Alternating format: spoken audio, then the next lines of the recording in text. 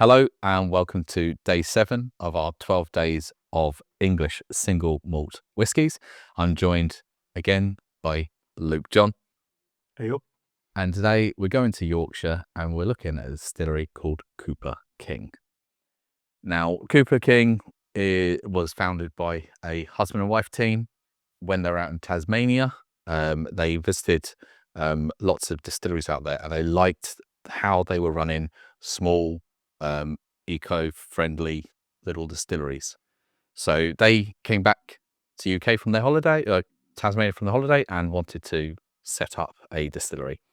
They actually brought over a still from Tasmania, which I think they're the only ones doing that, but then I don't know how different that still in design, still is in design compared to traditional stills that you would find across UK distilleries. They are located just 10 miles north of York, in Sutton on the Forest. And I said they're focused on sustainability, so it's local cooperages providing the barrels and local farms providing the barley that they need for that. Their first release of whiskey was October 23. And what we've got here is, I think, release number 5 of theirs from this autumn. And interestingly enough as well, is what we're holding here is bottle number 1 of the 938 bottles that were in this batch. So they're calling these all the Expedition series because this is their expedition through whiskey production. So you can join them on that. Just trying to ease this out. It's a quite thicker cork than some of the other ones. So the one we're looking at here is called Embers. And the basis for it is that it's going to be a smoked or PT version of their whiskey. So it's wood smoked. Pretty cool. I think it's the first smoked one that we've had in the series so far. So it also says and corn. And corn. Only 5 a day. I guess that's something we will find out as we go through on this. So color-wise, it's very light. Yeah, it is light. I'm just wondering if you had corn on the spectrum. Corn on the spectrum. Yeah. Yeah. No, I was just thinking color. Let's just call it that. Let's just call it corn on the spectrum. That's the color. All right. Let's get the nose on this first before we dive in for a taste. Yeah, that's peated. Yeah. The smoke comes off that. I don't think it says how peated it is, parts per million. No, but I mean, I'm definitely getting the smoke. I'm definitely getting the sweetness, but I'm also getting a little bit of acetone. They're just on the nose, so. This one is, I think, in the 50% range. So I'm just going to have a quick look. It's 49%. So the Expedition series, 49%. Which isn't bad. Yeah. Let's get in for a taste. Cheers, lads. Cheers, old folks.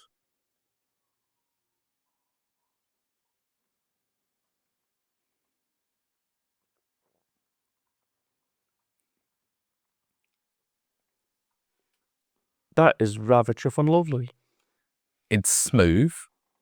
Its body is, I'm not going to say thin, but it feels like it just evaporates over the tongue.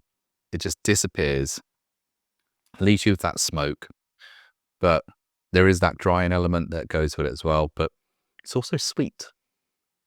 Sweet, smoky, runs just through the palate. And the wood.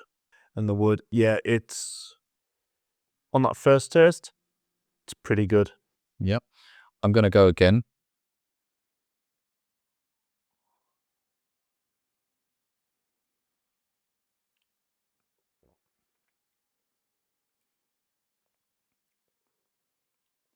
Yeah. I mean, it's just doing more of what it done originally. It's got that wood, smoke, and say sweet, sort of caramelly Yeah, I'm also getting a little bit more of the burn Yeah. on the second, right on the front of the tongue. So it's not a bad thing, because what follows it is quite pleasant. Yeah, very nice. All right, at this time, we will add a pipette and 2 drops of water to break up the potential oils that are in here and see how it impacts the nose and the flavour.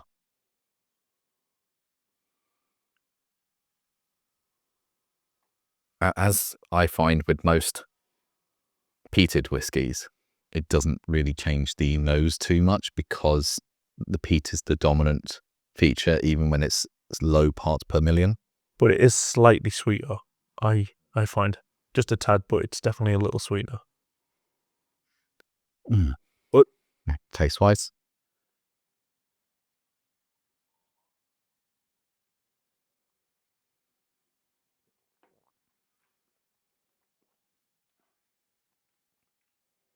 it feels to have brought out a bit more of the heat again. Yeah, For me. a little more heat, a little more smoke, but not bad. No, that's good. I think so. I say the eco points are what they like to push out. I'm seeing as bottle goes around. Actually, they give 1% of all bottle sales to charities working for eco-friendly sustainability reasons. That is really good whiskey. It's going to set you back about £80, I think, if you purchase it from them directly. They have some other ones as well, but at the moment it seems to be they have a release. That's the bottles. There's no standard one they're releasing all the time. They're going through different styles and releasing them. Yeah. Whilst it's very pleasant, I don't think I could have more than maybe a dram or 2 of this at any one time. As people know, if you go back and check the whiskey things that we've done in Ireland and things like that, you'll know that, I'm not huge on the peat front, on that smoke element. But from what I have had of smoked and peated whiskies, this is probably up there. Yeah. So just a few little notes, directors chucking our way, just to confirm a few things here. So on this, it's double distilled as we suspected, but fermentation 7 days, and they sit in 90 to 100 litre sort of firkin casks at that stage. But that's generally standard size for most of these. They will do 100 litre ones. I don't know where the peats has come from, not the peat, but where it's been peated, or all of those details, how they've smoked it.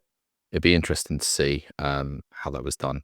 Yeah. And I might read up a bit more after this. But yeah, I like it because I like my smoked ones, and I think that has a nice woody element, not just hitting you with smoke. There's a wood element to it, along with a little bit of sweetness. So that for me was a very enjoyable Day 7 whiskey. Yep. I enjoyed it. If you did too, please do drop a comment, a like, and subscribe if you're new here. And until tomorrow, Take care, everyone. adios.